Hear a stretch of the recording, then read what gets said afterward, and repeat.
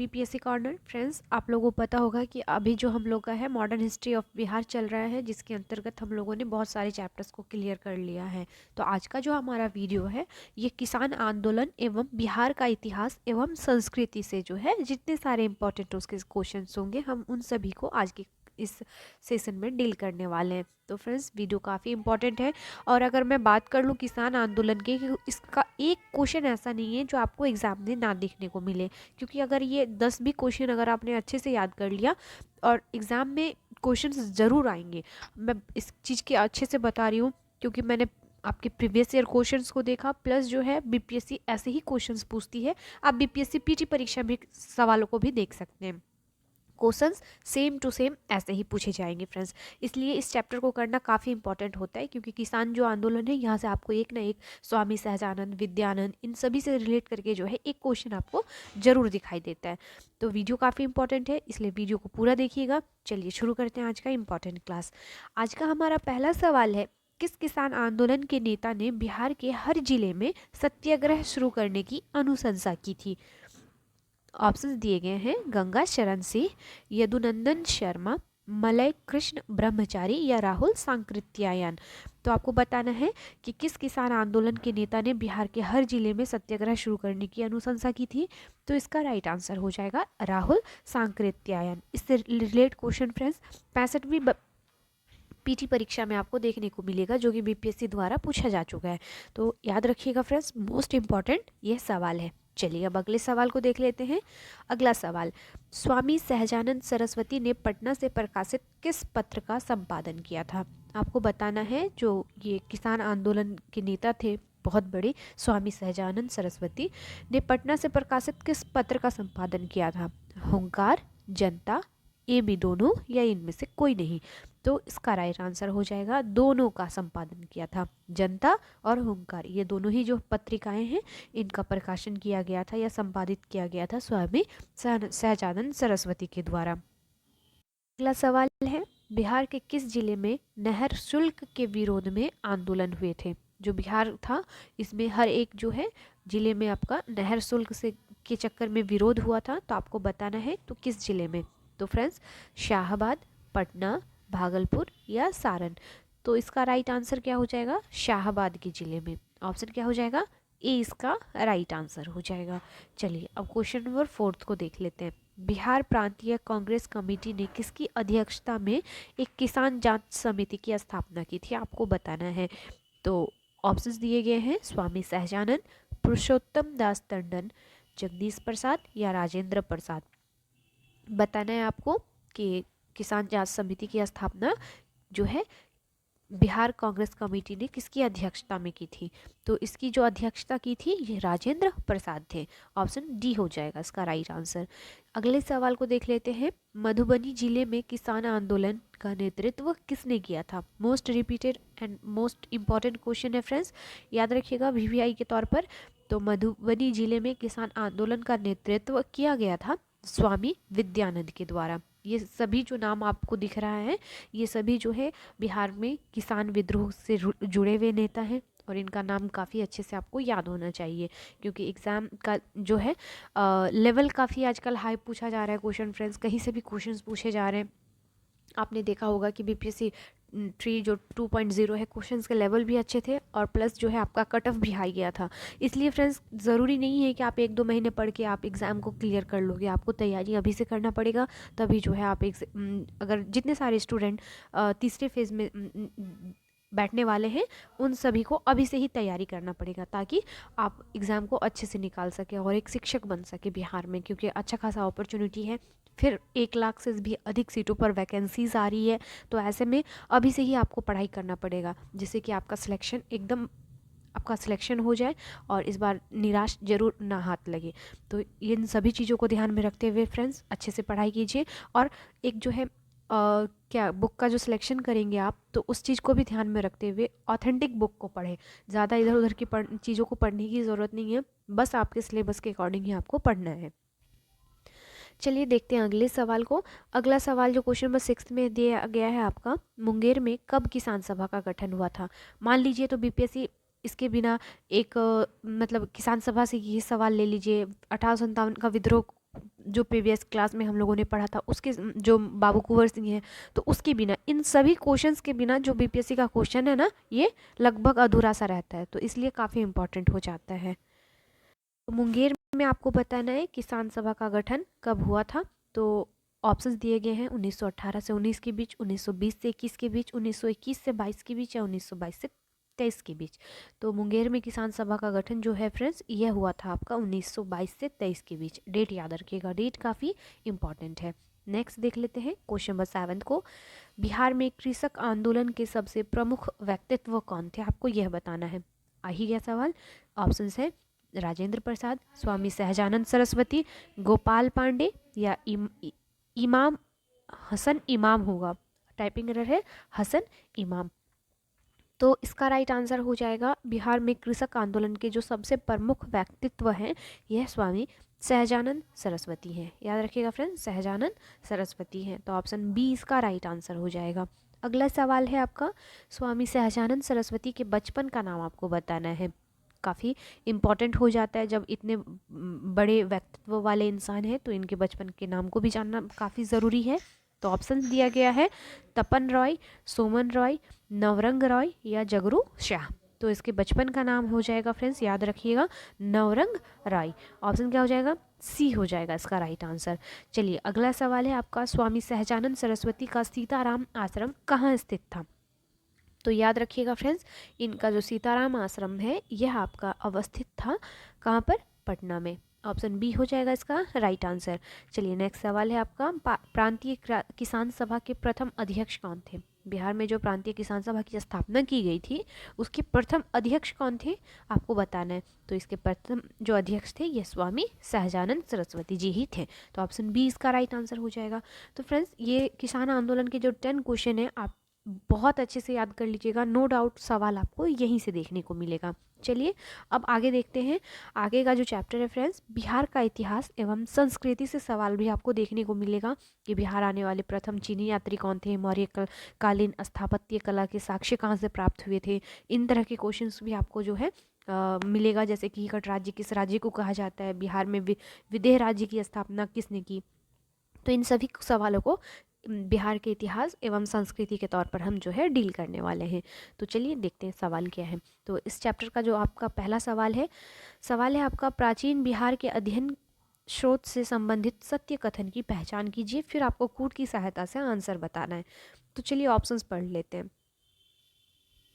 पहला ऑप्शन है, आज़ादी पूर्व बुकानन और हैमिल्टन ने राजगीर की किलेबंदी के लिए विशाल दीवार, बोधि वृक्ष और बराबर गुफाओं के महत्व के बारे में बताया था। दूसरा कथन है, पुराविद होटहाउ ने केसरिया स्तूप, टीला और अरिराज और अशोक स्तंभ के बारे में बताया था। स्टेफेंस ने भांगड़ा स्तंभ और बसाड़ के अवशेषों के बारे में बताया था। ऑप्शन 4 में है, कर्नल मैकेंजी ने 1814 में केसरिया के स्तूप का प्रारंभिक या कुछ उत्खनन करवाया था। तो आपको बताना है इसमें से कौन से ऑप्शन सही हैं। तो फ्रेंड्स, आपको पता होगा, आपने ऑप्शंस को पढ़ा, तो इस प्रकार से 1 2 3 4 सभी जो है आपका ऑप्शन क्या हो जाएगा, सही हो जाएगा। तो ऑप्शन क्या हो जाएगा, सी इसका राइट आंसर हो जाएगा। तीनों कथन को क्वेश्चन के तौर पर भी याद रख सकते हैं आप। चलिए अगले सवाल को देख लेते हैं। राजनीतिक रत्नाकर पुस्तक के लेखक कौन है। आपने यह सवाल न जाने कितनी बार एग्जाम में देखा होगा फ्रेंड्स। तो ऑप्शंस दिए गए हैं, चंद्रवेश्वर, ज्योतिश्वर, विद्यापति, या हरि ब्रह्मदेव, या उपयुक्त में से कोई नहीं, उपयुक्त में से एक से अधिक। यह सवाल बीपीएससी का है। तो चलिए आंसर क्या आ जाएगा फ्रेंड्स, चंदेश्वर। ऑप्शन क्या हो जाएगा, ए हो जाएगा। जो राजनीतिक रत्नाकर पुस्तक के लेखक हैं यह चंदेश्वर हैं। चलिए अगले सवाल को देख लेते हैं। अगला सवाल मोस्ट इंपॉर्टेंट सवाल है, कौटिल्य से संबंधित है। कौटिल्य की पुस्तक अर्थशास्त्र किस विषय पर आधारित है, आपको यह बताना है। ऑप्शंस दिए गए हैं, आर्थिक संबंध, शासन कला के सिद्धांत और अभ्यास, विदेश नीति, धन संचय। उपयुक्त में से कोई नहीं हो या उपयुक्त में से एक से अधिक। तो फ्रेंड्स, यह भी सवाल बीपीएससी का मोस्ट फेवरेट सवाल है। तो याद रखिएगा फ्रेंड्स, जो कौटिल्य का जो पुस्तक अर्थशास्त्र था, या जिसे चाणक्य भी कहते हैं हम, तो इनकी पुस्तक किस पर आधारित थी, मोस्टली सभी को पता होगा, यह थी आपके शासन कला और सिद्धांत और अभ्यास पर। तो ऑप्शन क्या हो जाएगा, बी हो जाएगा इसका राइट आंसर। नेक्स्ट देख लेते हैं क्वेश्चन नंबर 4 को। 4 है आपका, उद्वंत प्रकाश के लेखक कौन है। आपको बताना है उद्वंत प्रकाश के लेखक कौन है। तो इसका ऑप्शन दिया गया है मौलिक कवि, परमल, बोधराज, विद्यापति, उपयुक्त में से कोई नहीं या एक से अधिक। तो फ्रेंड्स इसका राइट आंसर हो जाएगा मौलिक कवि जो है उद्वंत प्रकाश के लेखक हैं। फ्रेंड्स मैं आपसे रिक्वेस्ट करना चाहूँगी अगेन कि प्लीज़ वीडियो को शेयर किया कर कीजिए। जिनके पास बुक ना हो कम से कम इस वीडियो के थ्रू ही से ही अपनी जो तैयारी है उसको कंटिन्यू कर पाए। और फ्रेंड्स सब्सक्राइब जरूर कर लीजिए। मोस्ट जो इम्पॉर्टेंट है सब्सक्राइब करना, क्योंकि नोटिफिकेशन आप तक तभी पहुँचेगा जब आप मेरे चैनल को सब्सक्राइब करोगे। तो चलिए देखते हैं अगले सवाल को। अगला सवाल है, मौर्यकालीन स्थापत्य कला के साक्ष्य प्राप्त हुए हैं। ऑप्शंस दिया गया है पाटलिपुत्र से, राजगृह से, बराबर से या उपयुक्त सभी से। तो जो मौर्यकालीन स्थापत्य कला के साक्ष्य हैं यह प्राप्त हुए हैं आपके लगभग सभी जगहों से, पाटलिपुत्रा से भी, राजगृह से भी और बराबर की पहाड़ियों से भी। तो आपका ऑप्शन डी हो जाएगा इसका राइट आंसर। याद रखिएगा फ्रेंड्स। चलिए नेक्स्ट देख लेते हैं। बिहार आने वाले महत्वपूर्ण चीनी यात्री का नाम क्या है। जो बिहार आने वाला महत्वपूर्ण चीनी यात्री है इसका नाम फाहियान है, वेन्सवांग है या इत्सिंग है या उपयुक्त सभी आए थे। तो सभी को पता होगा फ्रेंड्स, नाम से ही वाकिफ़ है। उपयुक्त सभी इसका राइट आंसर हो जाएगा। बिहार आने वाले ये सभी जो है महत्वपूर्ण चीनी यात्री हैं। तो चलिए अगले सवाल को देखते हैं। अगला सवाल है, प्राचीन बिहार के इतिहास की जानकारी के मुख्य स्रोत क्या हैं। मोस्ट वीवीआई क्वेश्चन है फ्रेंड्स। ये सवाल भी बीपीएससी पीटी परीक्षा में हर एक साल को छोड़कर पूछा ही जाता है। तो याद रखिएगा इसका राइट आंसर क्या होने वाला है। ऑप्शंस पहले पढ़ लेते हैं। भागना अवशेष, यात्रा वृत्तांत, अभिलेख, सिक्के या धार्मिक ग्रंथ। तो किन चीज़ों से जो है बिहार के इतिहास की जानकारी हमें प्राप्त होती है। तो अगर बात करें स्रोत की तो आपको याद रखना पड़ेगा फ्रेंड्स, इन सभी स्रोतों से हमें जो है बिहार के प्राचीन इतिहास की जानकारी प्राप्त होती है। तो ऑप्शन क्या हो जाएगा, डी हो जाएगा फ्रेंड्स। 1 2 3 4 5 सभी याद रखिएगा, ऑप्शन डी इसका राइट आंसर हो जाएगा। चलिए अगले सवाल को देख लीजिए। बिहार में स्थित महाजनपदों के बारे में जानकारी मिलती है विनय पिटक से, कल्पसूत्र से, अंगुत्तर निकाय से या दीघ निकाय से। तो फ्रेंड्स जो बिहार में स्थित महाजनपद हैं इनकी जानकारी हमें प्राप्त होती है अंगुत्तर निकाय से। ऑप्शन सी हो जाएगा इसका राइट आंसर। नेक्स्ट देख लेते हैं क्वेश्चन नंबर 9 को। नालंदा के सराय टीला में उत्खनन से प्राप्त हुआ है मौर्य युग का बौद्ध विहार, गुप्त काल का मंदिर, पाल कला का बौद्ध विहार, शुंग वंश का बौद्ध विहार। तो नालंदा के जो सराय टीला जगह का नाम है, यहाँ पे जब उत्खनन किया गया, खुदाई की गई, तो यहाँ से जो प्राप्त हुआ है यह हुआ है आपका पाल काल के बौद्ध विहार। ऑप्शन सी हो जाएगा इसका राइट आंसर। पाल कला भी जो है काफ़ी इंपॉर्टेंट है, चर्चित है, क्योंकि आपने देखा होगा मेंस के एग्ज़ाम में पाल कला काफ़ी इंपॉर्टेंट हो जाता है। तो ऐसे में याद रखिएगा फ्रेंड्स, नालंदा के सराय टीला से जो उत्खनन हुआ है उन्हें हम उनसे हमें जो है पाल कला के बारे में काफ़ी जानकारी प्राप्त हुई है। चलिए नेक्स्ट देख लेते हैं अगले सवाल को। अगला सवाल, बौद्ध साहित्य विनय पिटक एवं दीर्घ निकाय से जानकारियाँ मिलती हैं किस चीज़ से। मगध के राजतंत्र एवं वैशाली के गणतंत्रों के बारे में, मौर्योत्तर बिहार के बारे में, उपयुक्त ए बी दोनों के बारे में, ना ही एक ना ही बी के बारे में। तो आपको ऑप्शंस देखकर आंसर बताना है कि जो बौद्ध साहित्य है विनय पिटक एवं दीर्घ निकाय, यहाँ से जानकारी किस चीज़ के बारे में हमें मिलती है। तो फ्रेंड्स ऑप्शन क्या हो जाएगा, ऑप्शन सी हो जाएगा, दोनों के बारे में, मगध के राजतंत्र एवं वैशाली के गणतंत्र के बारे में और मौर्योत्तर बिहार के बारे में। तो दोनों के बारे में ही हमें जानकारी प्राप्त होती है। अगला सवाल है हमारा, बिहार में बड़े पैमाने पर उत्खनन कार्य करवाने वाले तथा कई प्राचीन स्थलों एवं अवशेषों की खोज करने वाले पुरातत्ववेत्ता कौन थे।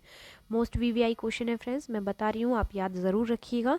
इसका राइट आंसर क्या हो जाएगा, कनिंघम। जो कनिंघम थे इन्होंने बिहार में बड़े पैमाने पर उत्खनन कार्य करवाए तथा उनसे ही प्राप्त हुआ कि जगह जगहों पर जो है बहुत सारे अवशेष मिले, चाहे आपका मौर्यकालीन हो, चाहे आपका हड़प्पा से सभ्यता हो, चिरान, चेचर, वैशाली, इन सभी जगहों से जो है हमें प्राचीन स्थलों के अवशेषों के बारे में जो है काफ़ी सारी जानकारी हुई थी। तो ऑप्शन डी हो जाएगा, कनिंघम जो थे पुरातत्ववेत्ता थे जिन्होंने बिहार में बड़े पैमाने पर उत्खनन कार्य करवाए थे। तो ऑप्शन डी हो जाएगा इसका राइट आंसर। चलिए अगले सवाल को देख लेते हैं। अगला सवाल है हमारा, बिहार के चिरान नामक पूरा स्थल की प्राचीनतम संस्कृति क्या है? तो इसकी जो संस्कृति है यह हो जाएगा नवपाषाणिक संस्कृति। चिरान नामक पूरा स्थल की प्राचीनतम संस्कृति बताना है आपको, तो नवपाषाणिक संस्कृति हो जाएगी। चलिए नेक्स्ट सवाल में है आपका, बिहार में चिरांद जहाँ सारण एवं चेचर वैशाली से किस युग के अवशेष प्राप्त हुए हैं? आपको बताना है बिहार के सारण और वैशाली से किस युग के अवशेष प्राप्त हुए हैं। मोस्ट वीवीआई क्वेश्चन है और कई बार बीपीएससी पूछ चुकी है इस सवाल को, तो याद रखिएगा फ्रेंड्स। इसका राइट आंसर क्या हो जाएगा? नव प्रस्तर युग के जो है यहाँ से अवशेष प्राप्त हुए हैं, तो ऑप्शन डी हो जाएगा।